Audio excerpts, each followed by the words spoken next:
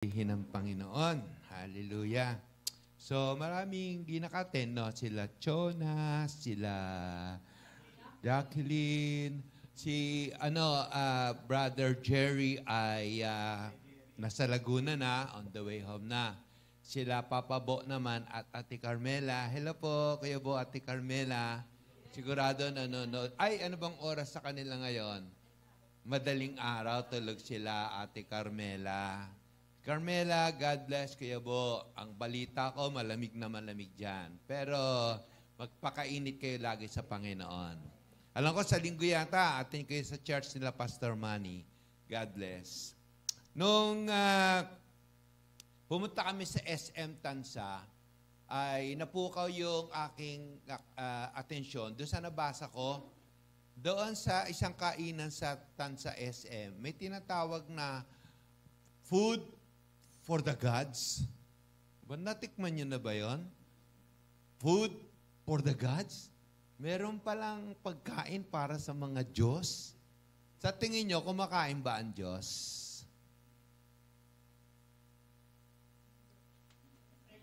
Si Lord kasi nang muling nabuhay, humingi siya ng isda at saka tinapay. Kasi di pa rin siya mapaniwalaan ng mga apostles. Kaya para maniwalang nabuhay siyang muli, humingi siya ng isda at saka ng tinapay. At sa harapan niya, kinain niya. So doon ko nakita, kahit na namatay tayo muling nabuhay, pwede pa rin tayong kumain. Ano? So, ang ating topic naman ngayong gabi sa ating leaders, workers gathering ay kailangan natin to. Sino gusto dito maging winner? Kung merong food for the gods, ito naman ay pagkain ng mga winner. Ay, nakauna. Nakauna. Malayong pinaka parang connecting device. So, kung gusto mo maging winner, gusto mo bang maging winner? Pakitanong nga yung katabi mo, winner ka na ba? So, ang title po natin ay The Food of a Winner. At ano po ito, napakahalaga. Hindi pwedeng hindi natin ito papalagpasin. Sapagkat malibang ito po ay kinakain natin araw-araw, hindi po tayo makakausad, hindi po tayo talagang makaka-breakthrough sa iba't ibang area ng buhay. Alam nyo, maraming challenges. Physical, yan si Ate Angelo, meron siyang nararamdaman sa paa. Yung iba-ibang karamdaman. Yung iba naman sa pinansyal. Yung iba naman ay sa emotion. Pero kapag ito ay kinakain mo, walang makakatalo sa'yo. Lagi kang tagumpay. Hulaan nyo, ano to? Tingnan natin. Luke chapter 4, verses 1 to 13. Ayaw? Oh. Mandi, nakapula. Yan. Yun. Tayo po tayo. Food for the winner. Luke chapter 4 verses 1 to 13. Ready, go. Mula sa Jordan, dinala siya ng Espiritu sa ilang sa loob ng 40 araw. Doon siya'y tinukso ng dyablo. Hindi siya kumain ng anuman sa buong panahong iyon, kaya't siya'y nagutom. Sinabi sa kanya ng dyablo, kung ikaw nga anak ng Diyos, iutos mo maging tinapay ang batong ito. Ngunit sinagot ito, nasusulat, ang tao ay hindi lamang sa tinapay na bubuhay. Dinala siya ng dyablo sa isang napakataas na lugar. At sa ilang saglit ay ipinakita sa kanya ang lahat ng kaharian sa buong daigdig. Sinabi ng dyablo, bibigay ko sa iyo ang pamamahala sa lahat ng kahariang ito at ang kadakilaan nito. Pinagkaloob ito sa akin at maibibigay ko sa kanino mang naisin ko. Kaya't kung ako'y sasambahin mo, magiging sayo na ang lahat ng ito. Sumagot. Nasusulat.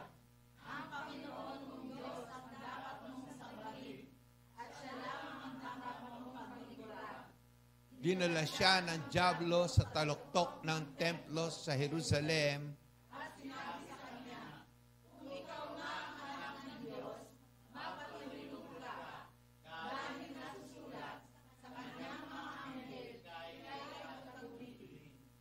Siya ay uutusan upang ikaw ay ingatan. At sa kanilang mga kamay, ika'y aalalayan.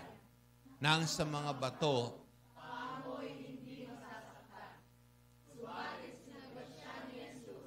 nasusulat, huwag mong subukan ang Panginoon mong Diyos. Tuksuhin si Jesus.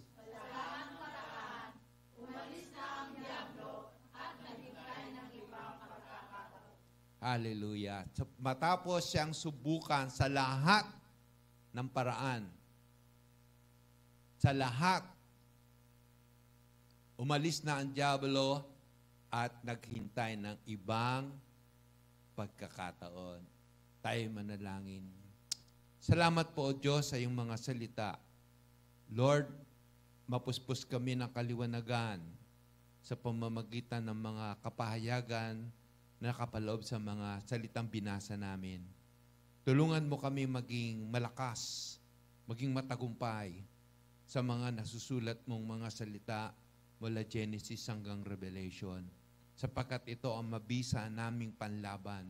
Ito ang magbibigay sa amin ng kalakasan, karunungan, lahat ng kailangan namin para magtagumpay sa mundong ito na pinagaharian ng dyablo. Panginoon, hindi siya tumitigil at sa lahat ng paraan kami ay susubukan din at lagi siyang nag-aantay ng pagkakataon upang kami manakawan, mawasak at mapatay. Pero hindi siya magtatagumpay sapagkat punong-puno kami ng mga salita ng Diyos na nasulat upang kami, Panginoon, ay matuto. Ito pong aming dalangin sa pangalan ng Panginoong Yesus. Amen. Purihin ang Diyos. Mapapansin po natin dito na ang Panginoong Yesus ay dinala ng Holy Spirit matapos siyang mapuspos sa wilderness. At pagkatapos ay tinukso ng dyablo. At siya ay naka-fasting ng 40 days. Unang-una, kung tayo ay kailangan maging mabisang worker at leader ng lingkod ng Panginoon, may pagkakataon talagang hindi maiiwasang mag-fasting. At ang fasting ay pagpapakumbaba sa Panginoon para talagang matanggap natin ang masaganang biyaya. Ang sabi ng Panginoon, siya ay masagana nagbibigay ng tulong, ng biyaya, ng kalakasan, ng kakayahan sa mga mapagpakumbaba.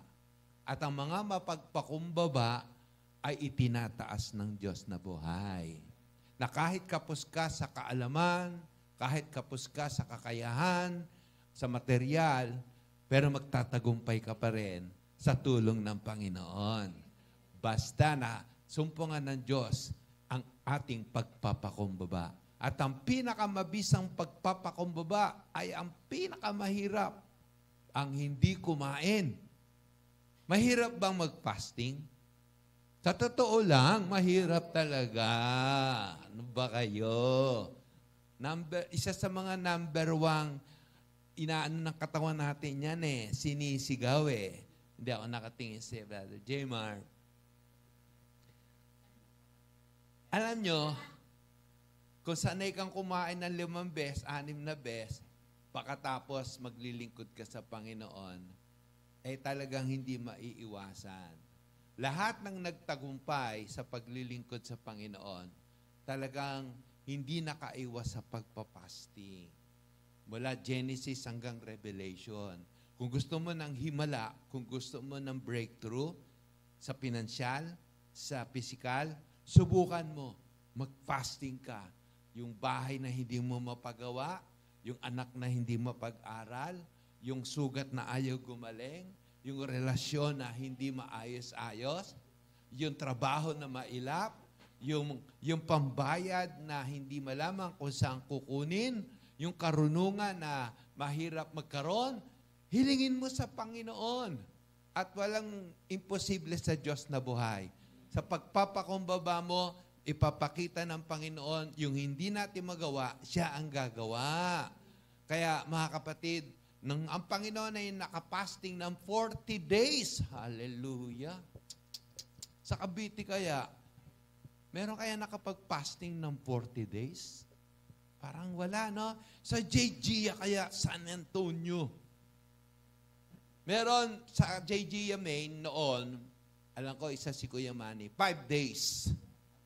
5 days. Water lang. That's right. The whole day, for the 40 days, water. Meron si Moses, 40 days, kahit water, wala. Pero ako dito kay Lord, wala rin. Merong si Daniel naman, 21 days, may pagkain siya, pero gulay lang. 21 days. Meron namang iba, fasting, 1 day lang kumakain. Fasting din yon. 1 day lang. Tapos, the next day, fasting uli siya, 1 day lang din. At kaya ka nagpa-fasting, meron kang matinding ginugusto. Meron kang gustong-gustong, hindi ka papayag na hindi mangyayari. Hindi ka papayag na hindi matutupad. Ikamamatay mo pag hindi nangyari. Ikamamatay mo pag hindi mo natanggap. Lalo't alam mo, kalooban ng Diyos. Kagalingan, kalayaan, kaligtasan, kasaganaan, karunungan. Kung alam na alam mong kalooban ng Diyos, hindi ka papayag, you will not take no for an answer. Kaya talagang ipaglalaban mo sa panalangin. Ipagpapakumbaba mo sa Diyos. Sabi nga sa Philippians 4, ipakita mo ang iyong karaingan. Sabi, di ba? Huwag kang mabalisa sa anumang bagay, sa halip, sa anumang bagay, sa pamamagitan ng pagsamo, ng panalangin, at pasasalamat. Ipakita mo sa Diyos ang iyong karaingan. Pag sinabing ipakita, meron kang kaparaanan na ipapakita mo sa Panginoon yon. Yung bulag, si Bartimaeus, pinakita niya yung matindi niyang hangaring makakita. Sumigaw siya ng sumigaw. Parang, tumigil ka! Sabing ganun sa kanya. Pero tumigil ba siya? Lalo siyang sumigaw. Sa ganung paraan niya, pinakikita yung kanyang kaseryosohan na matanggap ang kagalingan. Nakuha niya yung atensyon ng Diyos. Tapos, palapitin siya. Pinalapit. Anong gusto mo? Gusto ko pong makakita. Ayon sa iyong pananampalataya, makakita ka. Meron naman yung hindi magkaanak, si Hana. Si Hana ay, hindi siya kumain nung araw na yon, pumasok siya sa templo, ipinakita naman niya yung kanyang karaingan sa pamamagitan ng panalangin walang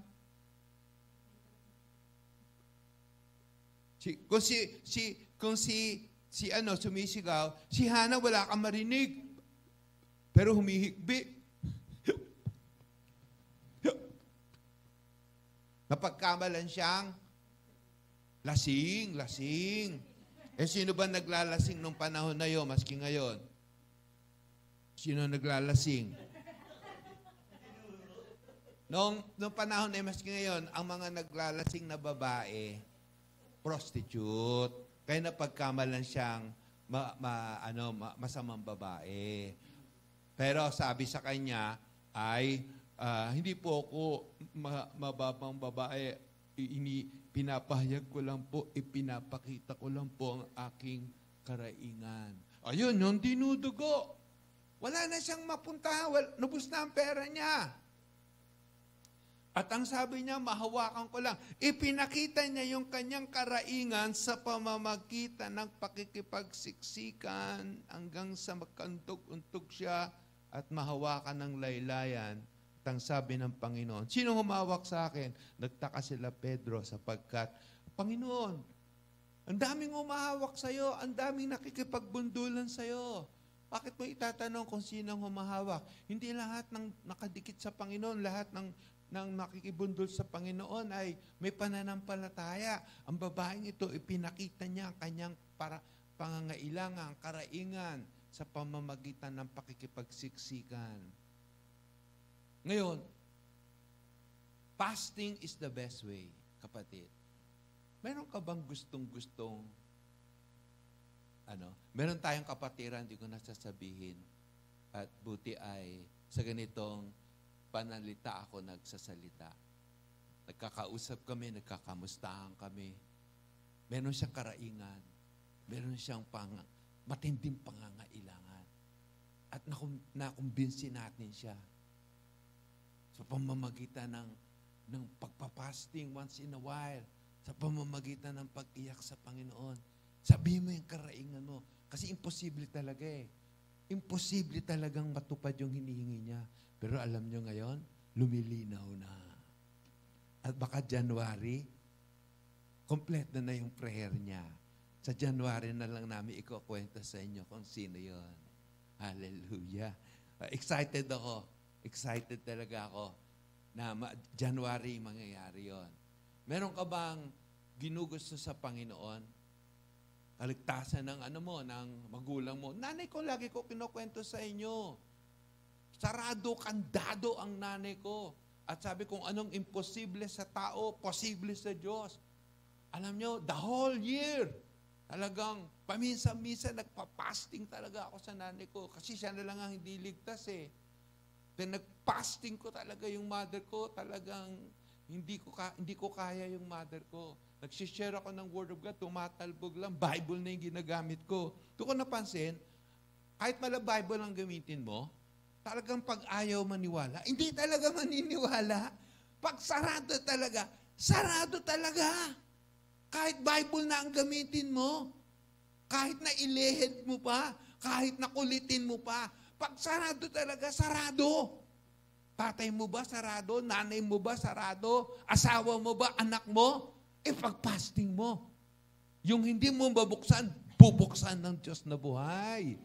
Yung matigas, papalambutin ng Diyos na buhay. Yung naikwento ko sa inyo 2 Sundays ago, pinatay talaga ng Panginoon. 20 minutes, namatay. Nung muling nabuhay, ayun, active na sa JJ Atansa. Nagsisimba na, active na, asawa ni Marisa. Pati yung kapatid niya na hindi nagsisimba na rin. Ito si Marisa, talagang matindi rin to sa pagpapakita ng kanyang. Meron naman babae, nag-fasting talaga siya. Tagal niya nang graduate sa nurse, hindi makakuha ng trabaho. Fasting siya. Pagkatapos nilalatag niya yung uniform niya tuwing umaga sa kama. Sasabihin ng nanay, oh anak, ba't mo nilalatag yan? Nay, may trabaho na ako, nay. Ha? Nay, payaka, palis na ako. Sinasabi niya na, pero wala pa. Nagkatrabaho nga. Ngayon, nasa Amerika na. Oh, kaya mga kapatid, mag-fasting ka. Hindi naman sinabi sa amin ng pastor mag-fasting eh. Mag-fasting ka kahit walang nagsasabi sa'yo. Pag-fasting mo. Kami noon, kwento ko na rin sa inyo, wala kaming kaset. Napabilang ako sa gaganap sa Sinakulo. Ako yung isa sa mga Romano. Taga-pokpok. Kailangan ng matibay na praktisan yun.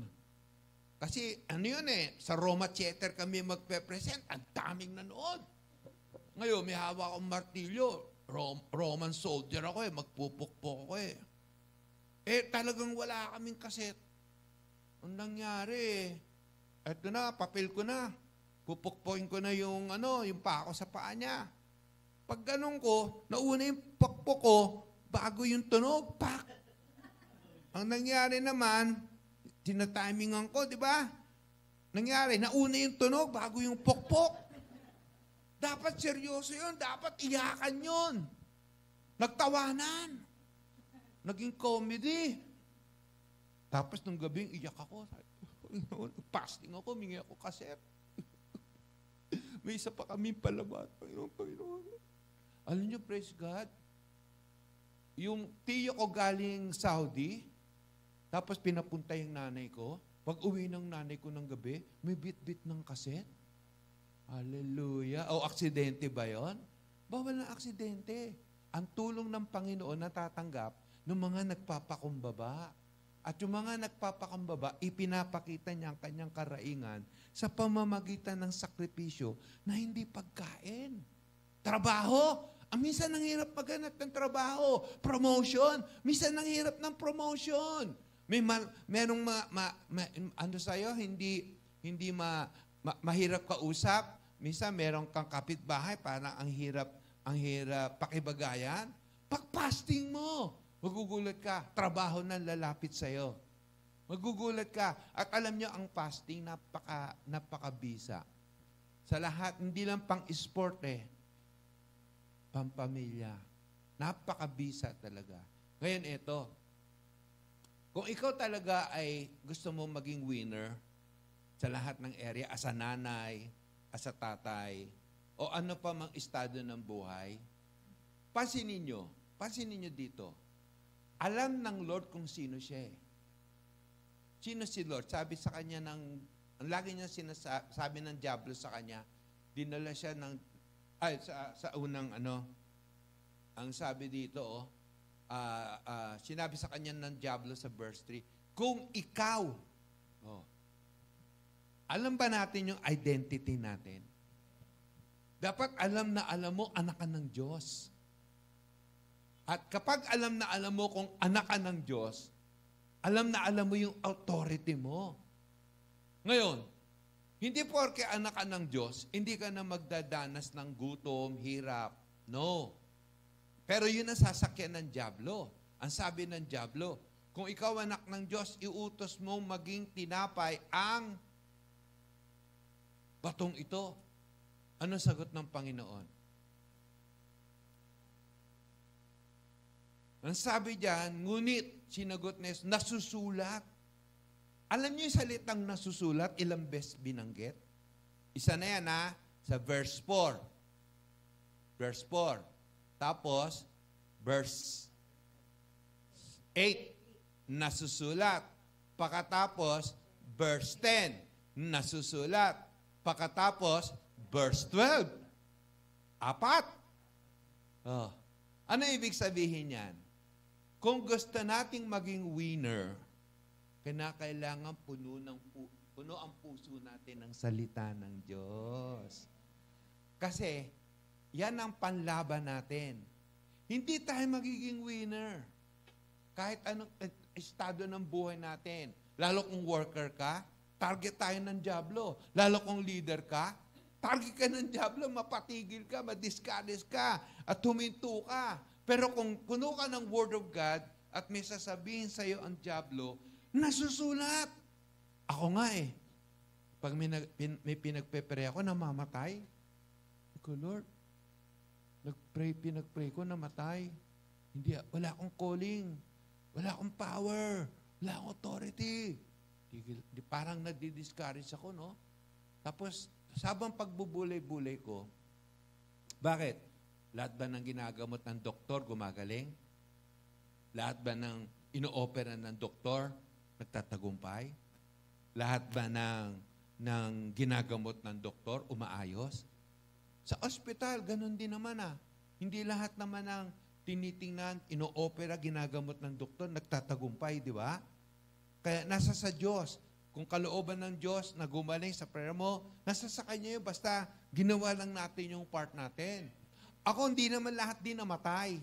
Meron din namang nabuhay. Ang di ko nga malilimutan, nung pumunta tayo sa patay dyan sa Cali Marino, tapos lumapit yung isang dating na-attend, nakiusap siya kung pwedeng ipag-pray yung asawa niya, nakaratay ilang araw na kasi may infection yung katawan niya. Aba, nagpunta kami, pinag-pray namin. Alam niyo, bago magsikat ng liwanag kinabukasan, nakatayo na yung tao, yung babae at nakalakad. Tuwan-tuwa ako. Meron naman sinuko na ng hospital sa Bautista. Baby, sumusuka na ng dumi sa bibig. At pinapauwi na sila. Inuubos na lang yung dextrose doon sa paseo. Pag naubos, uuwi na sila. Tumawag sa amin telepon. Tapos pumunta ako. Tapos bago ako pumunta, nakita ko yung kondisyon ng bata. Natakot ako. Parang sa isip ko, naku, wala na mangyayari ang prayer. Pasok ako sa banyo ng Bautista, Lord, ako doon, pray, Lord, ka ng bala. Kaloob mo, bala ka. Nilihin ko yung bata doon, nagpe-pray ako, nagdadaanan yung mga nurse. Alam niyo, gumaling yung bata. At ginawa kong ninong ng nanay. Hallelujah. Pero hindi lahat ng pagkakataong ganon. Meron naman, lakas-lakas, pinag-pray ko, namatay. Lord. So, mga kapatid, nasusulat. Nung natanggap ko yun, lumakas ulit ang loob ko. Ngayon, ang lalo na small group leaders. Sino dito small group leaders? Taas ang kamay. 1, 2, 3, 4, 5. Yan, 6. Okay? Tayong mga small group leaders. Ministry leaders. Yan. 1, 2. Ministry leaders. 1, 2. Yan. Ministry leaders. Tayo pong ministry, lalo na small group leaders. Leaders. Napakahalaga ng role nating mga leaders. Grabe. Tayo ang nakasalalay natin ang ikakalago at ikahihina ng ating mga hinahawakan. Kaya mahalaga, tayo ay puno ng salita ng Diyos. Dahil kapag tayo ay puno ng salita ng Diyos, hindi makakapuntos ang dyablo sa atin. Labanan ito ng nasusulat. Imagine ang panlaban ng Panginoong Hesus nasusulat. Paano kung hindi pamilyar ang Panginoon sa Word of God? Sa tingin nyo ba, nanalo ang Panginoon? Huwag tayong mag-expect ng panalo kapag hindi tayo nagbabasa ng Bible. Kaya challenge ko, small group leaders. Una, basa nyo na ang Bible. Basa na natin ang Bible. From Genesis to Revelation. Pangalawa, master natin yung mga ginagamit natin dito. GNS, Christian Living, at saka School of the Workers. Ngayon, nag-usap kami ni Kuya Nap, by January, maumpisahan na yung mga kinakailangan nating ginagawa, katulad ng truth encounter. No? Kaya Nap, kaya makikipag-usap na siya kay Ate Gina. Halimbawa, truth encounter, ibig sabihin, mapag-aaralan natin yung pinagmula ng iglesia, ng Jehovah, ng Catholicism. Ngayon, kapag tayo ay naka-encounter ng mga pagpapaliwanagan, makakasagot tayo. Hindi tayo mangangapa. Hindi tayo madadaya. Kaya, mga January, maaring magkaroon din tayo ng DE. Yan. Alam nyo ba yung DE? Divine Encounter. No? Payanap, no? Dito gaganapin. Kasi palagi doon ginaganap sa main. Susubukan natin, first time, dito gaganapin yung Divine Encounter. At tutulungan tayo nila Ate Gina. Magtutulong tayo. Lahat ba tayo nakapag-Divine Encounter na? Ikaw ba, Marie, nakapag-Divine Encounter ka na? Hindi pa. Ikaw, Edgar, Divine Encounter. Hindi pa? Tapos na. Tapos ka na. Ikaw, Ate Raquel. Tapos. Ikaw, Ate Brenda. Hindi pa, no? Ikaw, Ate Lucy. Hindi pa, no? Ate Remy. Si Neneng, hindi pa. Ikaw, Harold. Ikaw, Aisel. So, marami pang hindi tapos, no? January. So, mahalaga na tayong mga small group leaders, hindi lang small group, ito pangkalahatan to eh. Kasi lahat tayo bibiktimahin ng dyablo. At ang sabi diyan, naghihintay siya ng ibang pagkakataon. Sa panahong hindi ka nakapag-devotion. Ayan. Kaya naniniwala ko, bawat isa sa atin nakapag-devotion. Yes? Sabihin mo nga sa katabi mo, tsako nakapag-devotion ka.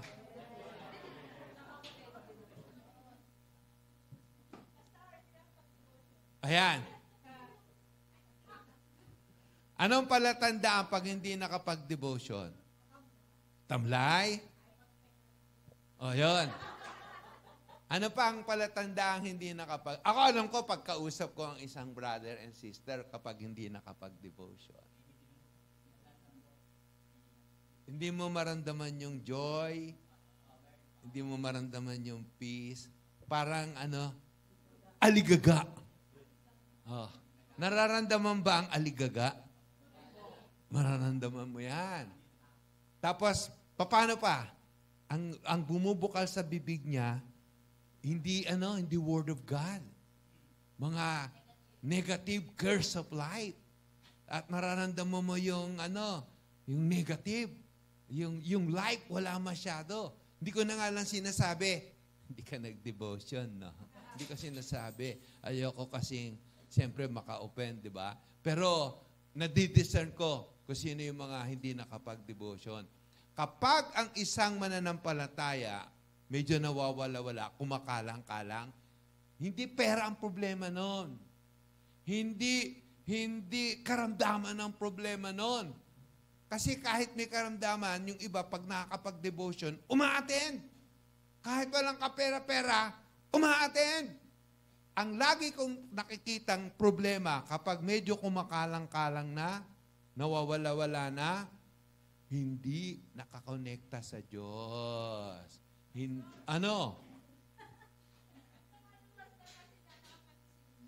Oo. Uy, nagpapaliwanag. Siyempre, ayun. Kaya naman pala, Kuya Romy, hindi naka-attend. Ngayon alam na namin. So, ang sabi ng dyablo, siya daw may-ari at ibibigay niya sa Panginoon ang lahat ng nakikita niyang karangalan. Sabi ng dyablo, ang sabi ng dyablo, ibibigay daw niya, ayan ang verse 6, ang pamamahala sa lahat ng karing to, pinagkaloob ito sa akin. Totoo ba yan? Ayan ang sabi naman dito sa Psalm 24:1, ang buong mundo at ang lahat ng narito ay pag-aari ng Panginoon. Kaya bakit sasabihin ng dyablo, ibinigay daw yun sa kanya? Sinungaling! Yung trabaho ng dyablo, ang trabaho niya, magnakaw, mangwasak, at kapag siya ay nagsasalita ng kasinungalingan, parang totoo. Kala mo totoo. Kasi walang kagatol-gatol. Walang kaanoon. Sabi nila, malalaman mo daw pag nagsisinungaling eh. Alam niyo, may lie detector, di ba? Tapos magsalita ka. Tapos tutunog yung lie detector. Siya hindi mo mahalata kahit ilagay mo sa lie detector. At sanay na talaga. Ibibigay daw, kasi binigay daw yun sa kanya, ibibigay niya yun sa sino mang sasamba sa kanya. Kaya kang bigyan ng kotse ng Panginoon, basta wag ka na magsisimba. Kaya kang bigyan ng pera ng Panginoon, basta susundin mo siya. Dahil sabi niya, kaya niyang ibigay yun, dahil kaya niya daw yun. Pero sinungaling siya. Pero sabi ng Panginoon, nasusulat. Wag mong sambahin ang Diyos. Wag mong sambahin ang sino man kundi ang Diyos lang. Paano kung hindi siya puno ng Word of God? Di madali tayong madadaya, mga kapatid.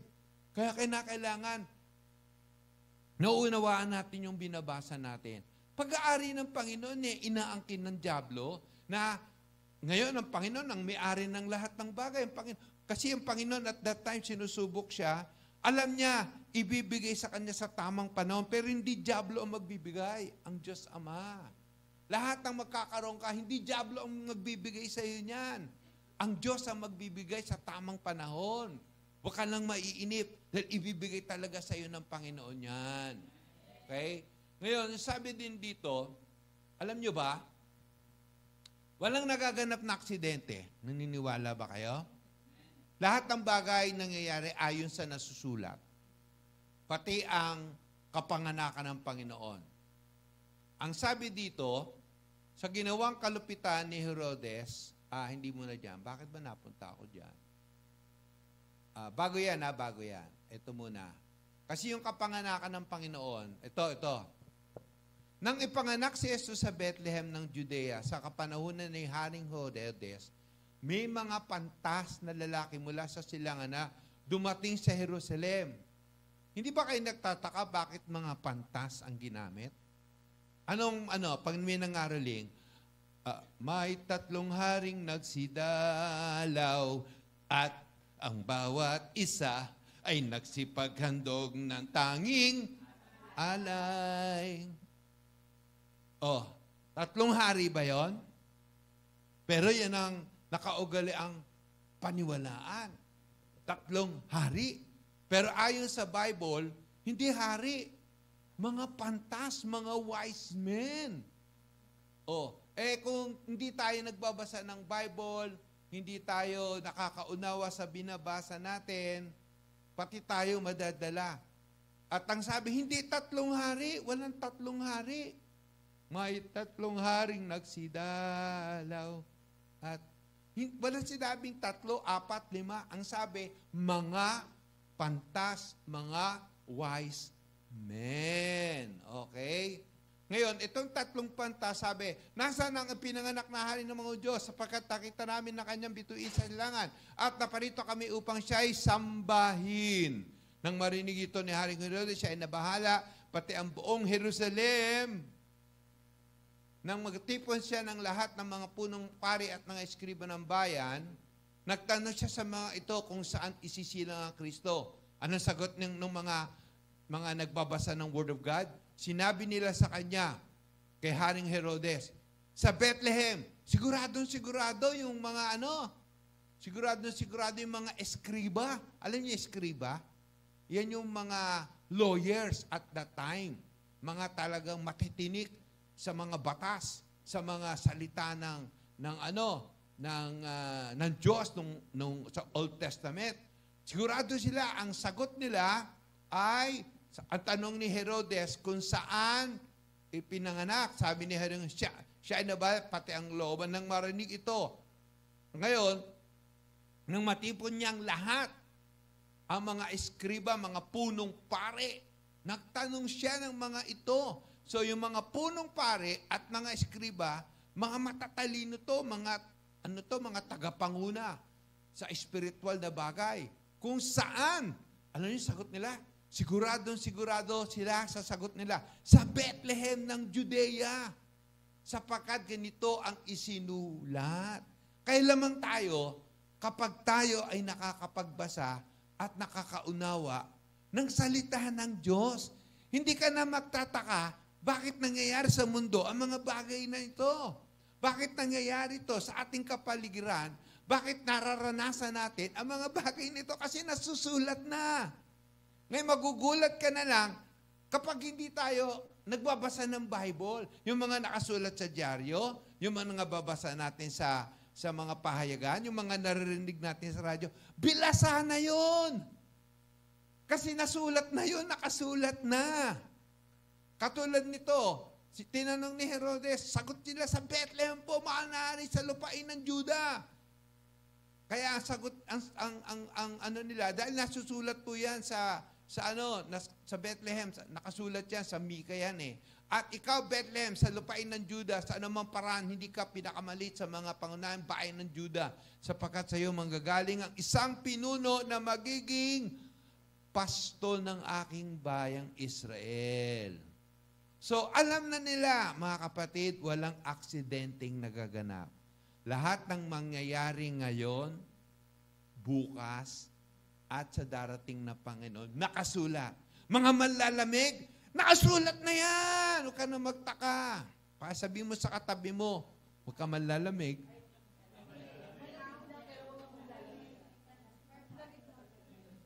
Pwede ka maligo, pero huwag ka manlalamig.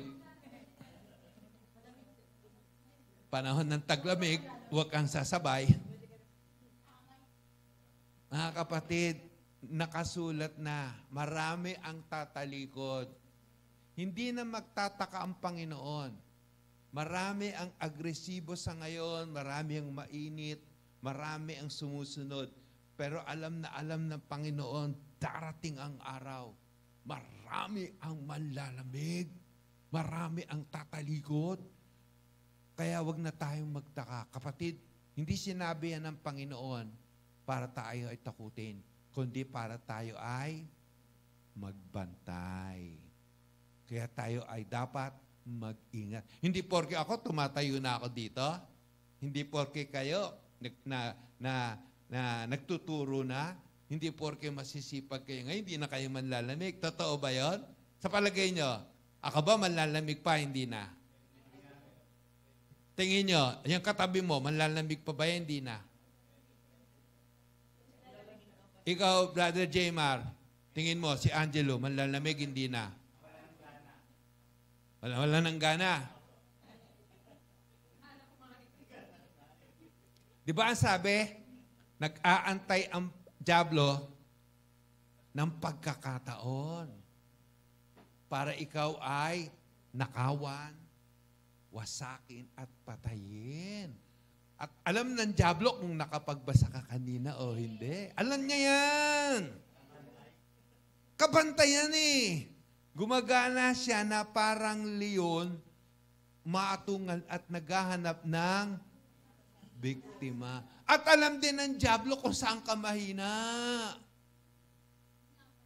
O, di ba? Ako ba alam niyo yung kahinaan ko? Yung katabi mo, alam mo ba kung anong kahinaan yan? Oh. Ayan. Ay, sasabihin natin, Panginoon, alisin mo tong kahinaan ko. Hindi aalisin ng Diyos yan. Dahil yung kahinaan mo, gagamitin ng Panginoon para kumapit ka sa Diyos at huwag bumitiw. Kasi pag inalis ng Diyos ang kahinaan mo, magyayabang ka at sasabihin mong kaya mo na magpatuloy. Hindi aalisin niya ng Diyos, gagamitin niya ng Diyos para magpatuloy kang kumapit sa Kanya. At sa pamamagitan ng kahinaan mo, doon mahayag ang kalakasan ng Diyos na buhay. Hallelujah! Kaya mga kapatid, nasusulat ang lahat. Huwag ka na magtaka. Lamang tayo kapag nagbabasa tayo. At hindi lang basta nagbabasa ha, kailangan nauunawaan natin. O bakit may Pasko? Alam nyo, dali-daling mag-share ng gospel ngayon. Grabe. Ang sarap mag-share. Ang dali. Sa pamamagitan ng isang tanong. Bumili ako sa palengke. Bumili ako ng meriendang ng spaghetti. Alam nyo, ang daling mag-share. Alam nyo, umpisahan ko lang ang tanong, tong season na to. Alam mo ba bakit may Pasko? Aba, siyempre, sineselebrate po ang birthday. Ano pa? Yung nga po, bigayan ng regalo. O ano pa? Ano po, mga bagong damit. Mga bonuses. Aba, alam mo ba, sabi ko, may mas malalim na dahilan. Ano po yun? Ayun na! Isinilang ang Pasko dahil mahal na mahal tayo ng Diyos. Na ibinigay niyang kanyang kaisa-isang anak, isinilang sa sabsaban upang ang sino man sumampalataya matanggap ang regalo ng Diyos na buhay na walang hanggan. Alam niyo lahat ng sinisaran ko, interesado. Kinig na kinig. Pati nga yung, napunta ako sa barbero kahapon, ginugupitan. Aba, kinig na kinig, tanong ng tanong. Ang daling mag-share, sasabihin mo lang, alam mo ba, ba't may Pasko? Ang tanong, kung malago ka sa Word of God, sa nasusulat, masasagot mo yon ng buong Pero pag hindi mo masyadong inalam ang nasusulat, baka ibalik sa iyo yung tanong. Ikaw, alam mo? Hindi, kaya nga tinatanong ko eh. Ang bira naman ito, tatanong ko ba yun kung alam ko? Nakipag-away ka pa, no? Diyan ka na nga. So, mga kapatid, apakadaling mag-share kapag alam mo ang nasusulat. Kaya kung ikaw ay nanay, tatay, worker, leader, dapat alam natin ang nasusulat. Para malaman natin ang nasusulat, ito ang sabi. Ang salita ng Diyos, mabisa yan. Napakabuhay niyan, matalas, kahit saan namang espada. Kapag yan ay talagang minahal mo, pag yan ay talagang pinarioritize mo, magiging mahusay kang tatay, nanay, anak, manggagawa, leader. Kaya anong dapat gawin? Ito, huwag mong kaligtaang basahin ang aklat ng kautusan. Bulay-bulayin mo iyon araw at gabi upang matupad mo ang lahat ng nakasaad doon. Sa ganon, magiging masagana, matagumpay ang iyong pamumuhay. Palakpakan natin ng Panginoon. So mga kapatid, gusto kong iwan sa inyo ang isang challenge. Pagpasok, matatapos na ang bagong taon. Natapos niyo na ba ang Bible? At kung hindi pa, magsisimula ulit ang bagong taon. Kinakailangan, meron na tayong bagong kapasyahan. Basahin, unawain ang salita ng Diyos. Lamang tayo kapag tayo po ay nakakaunawa ng nasusulat sapagkat lahat ng pumipigil sa atin at nagtatagumpay ay mga bagay ng gawa ng dyablo para tayo ay mapigilan. Alam nyo, sabi nga no, ang dyablo, sabi, ano na siya, disarm. Alam niyo yung disarm? Wala nang kamay, disarm. Alam niyo yung ano, defeated. Defeated. Wala nang feet, wala nang paa. O, di ba? Kaya isipin nyo, disarmed, walang kamay. Defeated, walang paa. Pero ba't nananalo?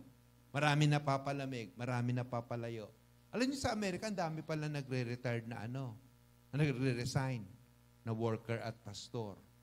Bakit defeated na siya at disarmed na, talunan na, pero nakaka-score pa rin?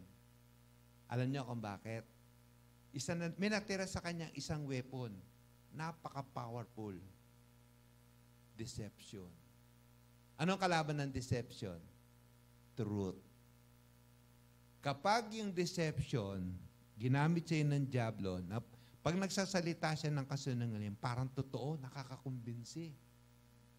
Pero pag ikaw ay may Word of God, hindi siya makakapagnakaw sa'yo. At nagbabasa ka ng Word of God, hindi para kahit kanino at hindi rin para kay Lord lang. Actually, para sa'yo yun. For your own good, for your own protection, for your own salvation. But ang Word of God, napakahalaga. Hindi tayo magtatagumpay sa mundong ito pag hindi tayo nakakaunawa ng nasusulat. Paggising mo pa lang sa umaga, na-experience nyo ba? Meron kang gising na parang hindi mo maintindihan, mabigat, parang wala kang gana, wala ka sa mood. Pag hindi mo inano ng Word of God yun, rejoice always, rejoice always. This is the day that the Lord has made and we will rejoice and be glad in it. May gising akong ganyan. Nakakatamad naman, parang ayoko na, parang hindi ako marinig ko yung Word of God. This is the day that the Lord, pilitin ko yung sarili ko kahit hindi naman ako masaya. Kaganan ako, rejoice. Di isa pa lang ang nakangiti. Rejoice. Dalawa na. Rejoice. Tapos maano ka na, magre-rejoice ka na. Oo, kailangan kumbinsi mo yung sarili mo. Word of God. Kasi nga yan eh. Meron nga, is a good medicine. Ano ba yun? Laughter is a good medicine. Wala namang kabagay-bagay, tatawa ka. Wala namang kabagay-bagay, magsasaya ka. Wala nga, ayun na sinabi ng Lord eh. Wala kang pera, magsasaya ka. Hindi, yun ang sinabi ng Lord. Kaya minsan nag-iisa ako sa sarili ko para akong baliw.